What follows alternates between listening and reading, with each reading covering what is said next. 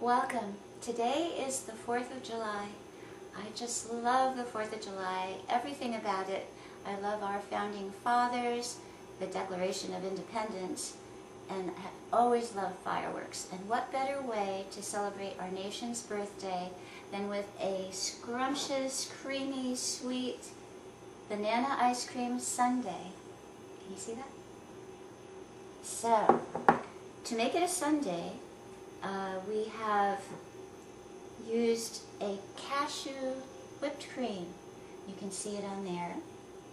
And we have made a chocolate sauce, which you just drizzle on.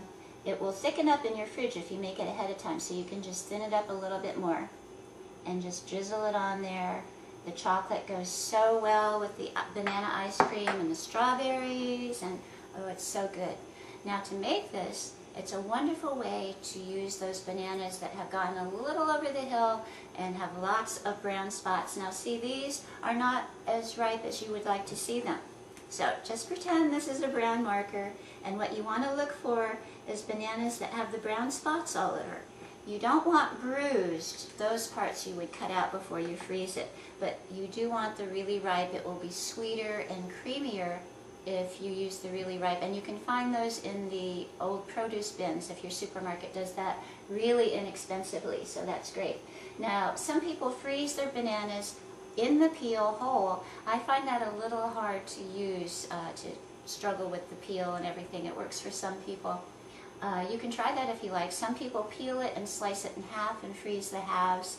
My processor is an old workhorse, old KitchenAid. It won't quit, I love it, but it's not up to doing that. So we slice our bananas. Easier for it to deal with. Can you see those? So you slice them until you freeze them until they're hard, and you just plop them into your food processor, and you get going. And you'll scrape down the sides maybe 3, maybe 4 times. It will be like kind of a, not powdery, but a dry looking thing. You can put in, if you want, a splash of coconut milk or a splash of almond milk to get it going. You can also, it's delicious just as it is, but you could also add a teaspoon to tablespoon of vanilla or other extract. Orange extract would be interesting with orange zest. A lot of people like to use a couple pinches of sea salt. We've used pink Himalayan sea salt. So everything is to taste. If you don't want salt, leave it out. If you like lots of vanilla, you know, use the tablespoon or more. So you process it. You're going to find that it makes this solid ball.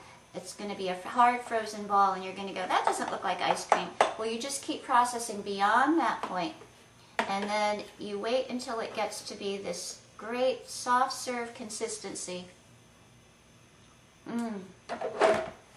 So good and nice and cold. And so you might want to eat it right out of the bowl, just like that. It'll never make it into whatever you're going to do with it.